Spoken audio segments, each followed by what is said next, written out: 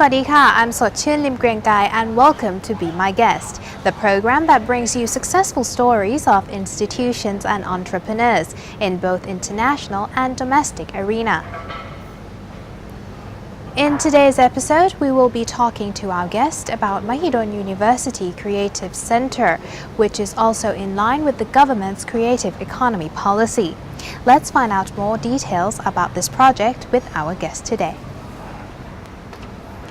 In today's episode, we are joined by Assistant Professor Dr. Surapong Lertsithichai, former Director of Mahidol University Creative Economy Center. สวัสดีค่ะ Thank you for joining us today. So can you first tell us a little bit about the center itself, which is called Mahidol Creative Economy Center? Yes, Mahidol University is well known as the first faculty of medicine in Thailand, and it's known for science and medicine. But little do people know that it's actually a very comprehensive university, and we have faculties in social science and humanities and arts. And therefore, the initiative, what we call the creative economy, was established of trying to find the innovations, ideas in those areas, and try to add value in economic terms. I see. In addition to the technology and the sciences that Mahidol provides. So the creative economy would focus more on the creative side of what the faculty members are doing in research, students are doing, or even the local community around the campus itself. I see. So what is its objective here? The objectives, we focus on 5 particular areas that we identified as areas of interest that we can boost its economy value. The first is cultural tourism. The second is creative media. Third is functional creations. The fourth is cultural innovations. And lastly is the intangible cultural heritage aspects of services and products. So what is the actual roles and responsibilities of the center? The center acts as a mediator or a platform for experts in particular areas that can work in a multidiscipline kind of work environment to solve particular problems related to the 5 areas we identified.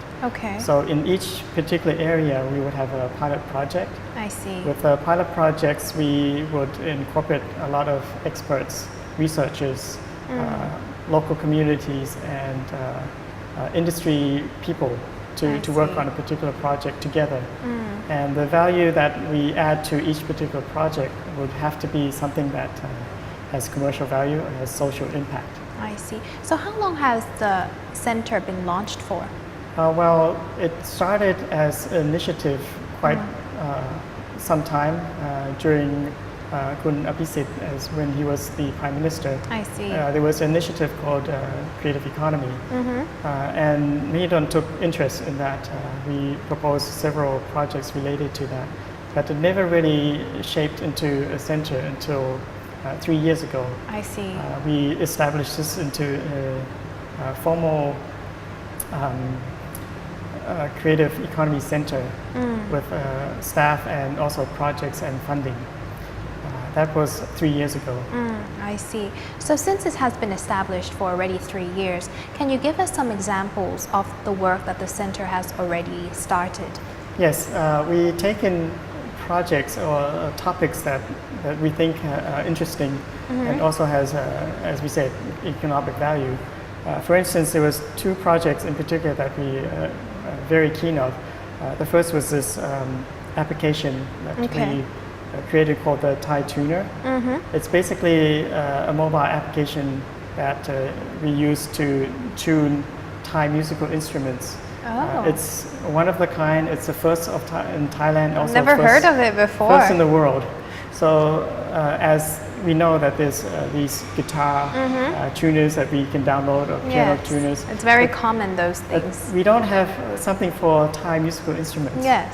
And there was a study that was conducted a while ago that has this standardized frequencies of Thai musical sounds. And we took that and added value to create an application. That was one example. Okay. Another example is this project from the Faculty of Arts at Mahidol University. There was a researcher who was interested in the values of color.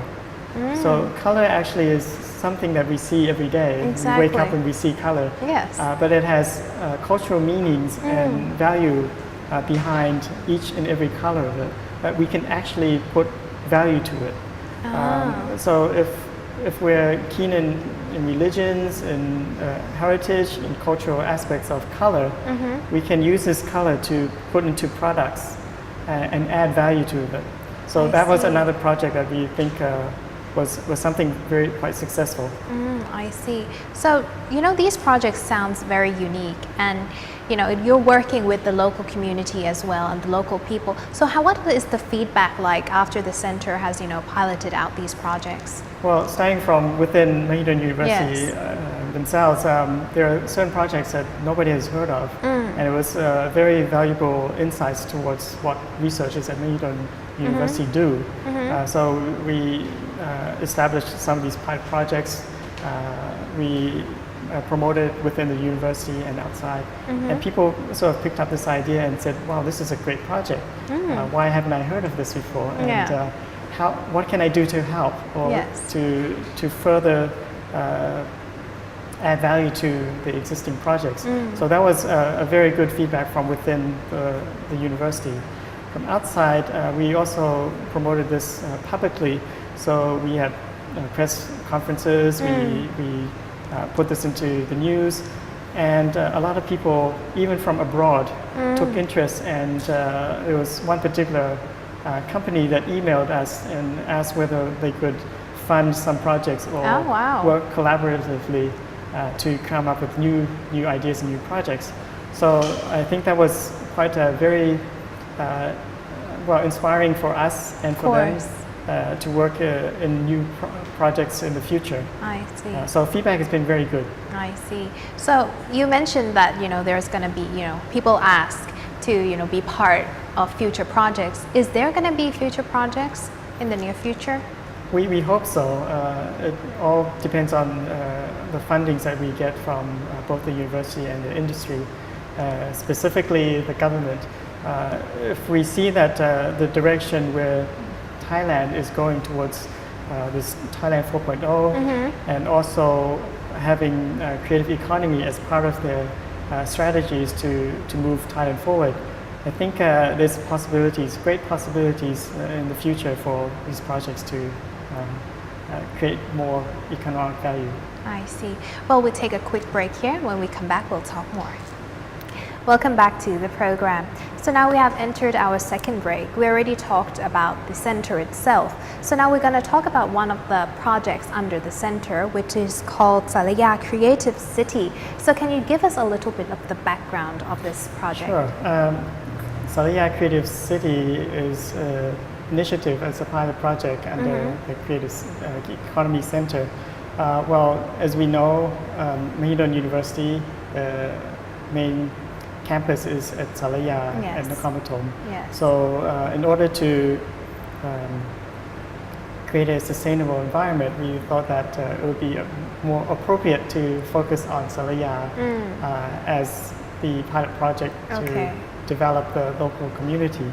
So we started with identifying the most common practice in local community development is how can we help the community sustain development that's more sustainable. So the project identified 5 particular areas, which was the local products, or if you can call them like local menus. I see. Local items or souvenirs. I see. And 5 local tourist spots that they can take a tour at. So total of 15 particular things that was unique at Salaya. We had to seek and search for all of these if we cannot find the 15, then it won't make a sustainable plan I to see. develop a community. And what we found out was that there were already existing champions within the community. There were I three see. particular. One who we were very keen at working with was her name was Pachao, and she is sort of like the leader of the community at the Muban level. Okay. And she's very eager and also likes to come up with creative ideas of new products and new developments. So we partnered with these champions to work into a development plan. I see. And if it becomes successful and people have heard of it, then we could duplicate this with other people who want to join see. This partnership. So with Pachao on board, we did a few projects with her to develop packaging designs and new products. She produced what we call these shredded pork rice crackers, Okay. which were kind of Yeah, I can these- imagine what it is. yeah, it's about 10 centimeters wide. Yeah, but And it's huge. not really bite size. And when Yeah. you eat, it will crumble and it will Oh, be exactly. very Not very messy. convenient. Yes, and so we gave her the idea that maybe it could be a bit smaller. Yeah. And if you package it into a sealed kind of cylinder, which would help prolong the products than putting into a plastic bag. Yes. And so we invested in the equipment to create these packages for her. We designed labels and also the sort of mascot for Salaya itself. I see. Only a few people know about the history of Salaya. That it used to be full with rice paddies. So we used to grow rice I with see. Salaya. And Salaya rice was very well known during King Rama V. I didn't know that. Yes. So we wanted to bring that back. And Yes. if we look into rice paddies, the most common iconic thing we see is these scarecrows. Yes, of And we don't course. see them anymore. Yeah. So we think that bringing back the scarecrows to be an icon or mascot for Salaya would be a good idea. And so we did that. We created designs for the labels and had this mascot put onto all the different products that Pachao was producing. So we changed the format of the product itself, changed the packaging, put into new designs, developed more ideas for other products I see. along the way. So this was the process. I see. So how do you think this project actually helped the local people? Well, the three people we worked with create very successful products, and we help them by giving them the opportunity to promote their products and their community to the press. That sort of boosts the tourism, the local tourism of the community. People were aware of the products and wanted to find where they could buy this. It also helped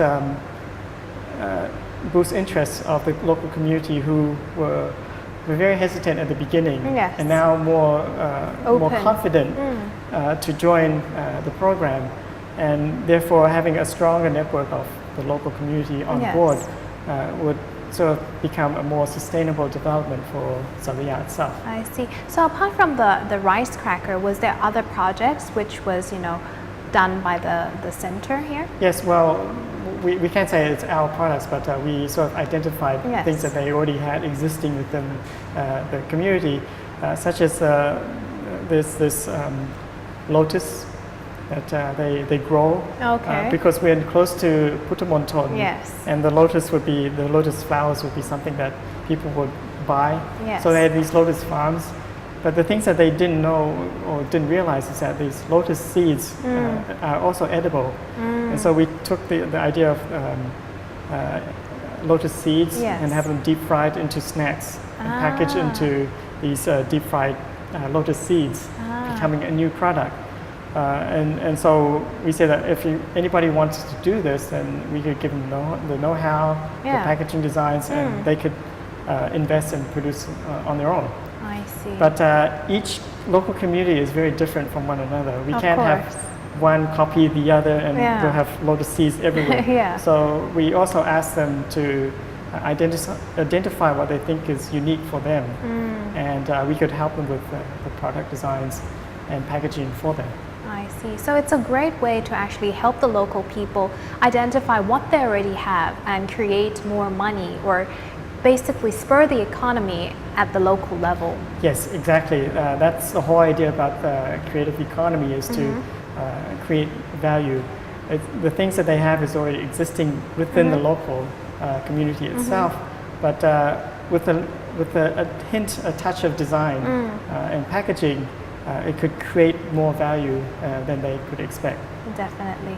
Well, that's all the time we have for this segment. We'll talk more in the next segment. In this break, we are joined by Assistant Professor Dr. Surapong Lertsithichai, former Director of Mahidol University Creative Economics Center, and Kun Achara Kikanjanat, Producer of Gifts of the Land Animation. สวัสดีค่ะ สวัสดีค่ะ Thank you for joining us today.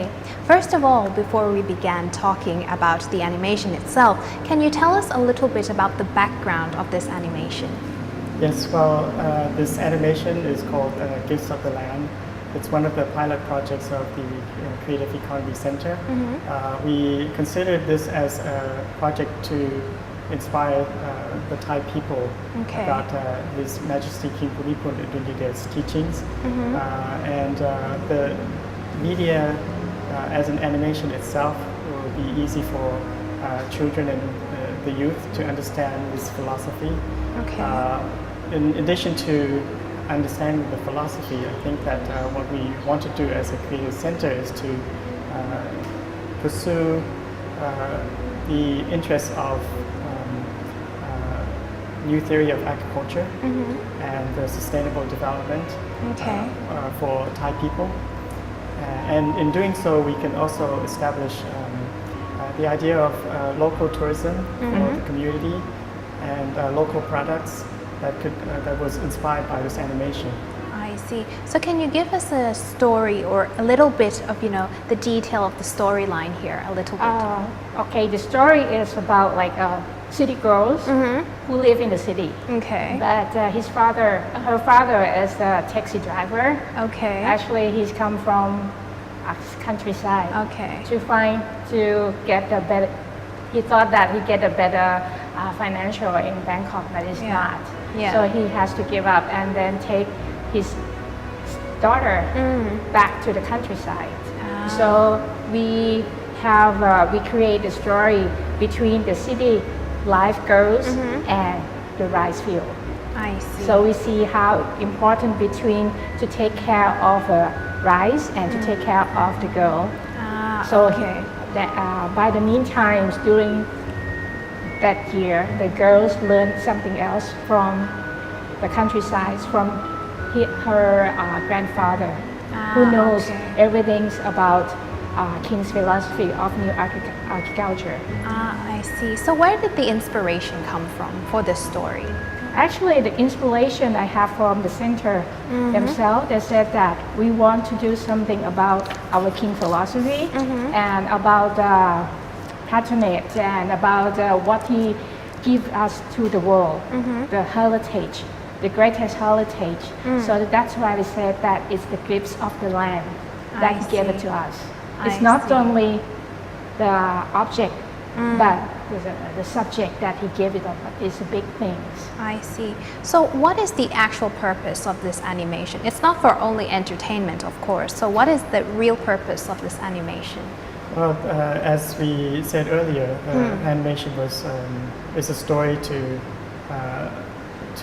explain about philosophy and also the teachings of His Majesty the King. And therefore, we want to promote his teachings to all of Thai people, ranging from the youth to the commoners.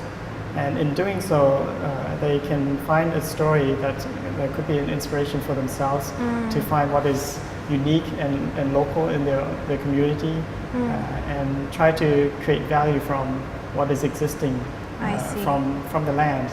Hence the name Gifts of the Land. And if they can produce products or services related to what is unique in their local community, that would sort of establish the local economy and further strengthen the economy of Thailand. I see. So let's talk a little bit more about the animation itself. So how long did it take for you to create this animation?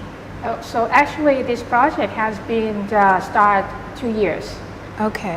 So the and then idea was was 2 years brought out 2 years ago. Yeah, we've been changing all along because after we lost our king, so the storyline has to change. Okay. Instead of like the other, we have to talk about what he gave it to us. Yes. Not only the one major thing is the committee gave it to us is for the agriculture. It's not only the science but the moral inside. You have to have patience. Yes. And you have to have knowledge. So those kind of things it's very important to our children these days. Yes, It's not of knowledge course. itself. You have to be patient. Yeah, and that is very important to us. So that's why we build that all along into our storyline. That Okay. why our Kwan Khao, our Key star, character. main characters have to face.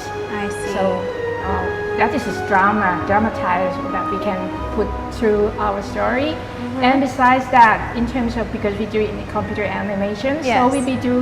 we be able to do some magical little things I see. that impact to the kids and to the people. I see. And one thing that I have from the committee said that if people watch this movie, it's not only city people like to do or want to be there Yeah. in the countryside, but the countryside people or the farmer will proud of what they have. I see. So it's the heritage and the gifts of the land I see. that we want to convey to our audience. It's definitely a very, good perspective to give out to the people and the Right. youth. So was there any difficulty in creating this animation? The difficulty is everything. It's from even though it's from it's simple plot, but how to put it all together. Yes. Not too much, not too little. How to convey those ideas throughout the scene is important. And plus the production wise, because from the last script, Yes. the existing one, we have only 8 months to finish that 60 minutes. Oh, wow. So it's a lot so far. We do by the faith, of Yeah, course. of We course. have to everyone have faith in this movie, and we put everything what we can.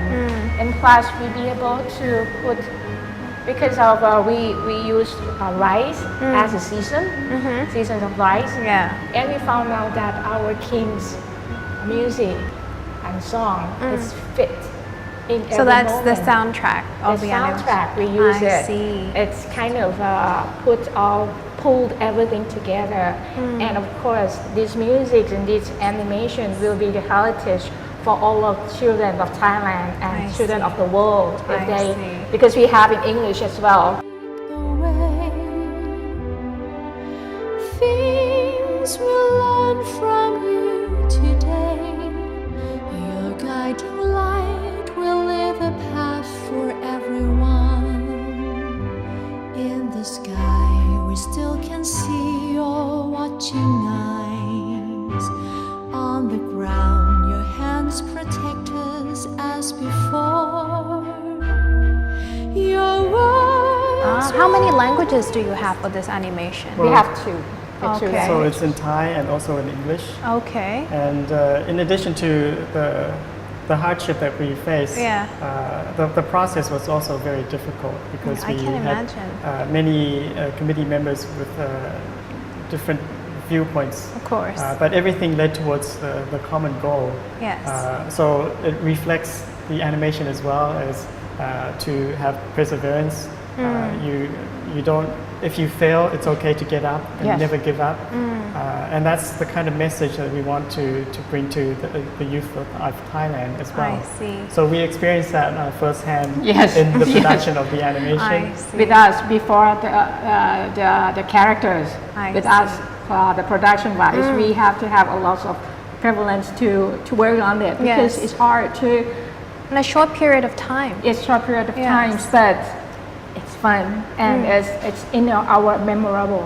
I It's see. not only memorable of our king's thought and philosophy, it's memorable of work hardship. Of course. good. So if someone's interested to watch this animation, where can they find it? Well, currently we have two versions. Okay. One is a physical copy, which is a book and a DVD within the book. The second version is a digital format, which is on YouTube. So we have two versions on YouTube, which is in English and Okay.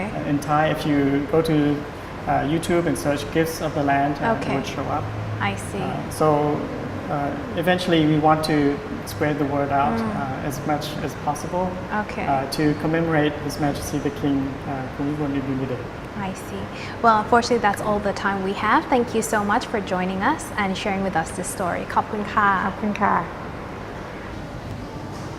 Mahidol University Creative Economy, or MUCE Center, was established as an initiative as an attempt to pursue research in the areas of intangible cultural heritage, functional creations, creative media, and cultural tourism. It is a great way to help the country's economy and at the same time help the local people. And that's all the time we have for this episode. Thank you for tuning in. See you again next time. สวัสดีค่ะ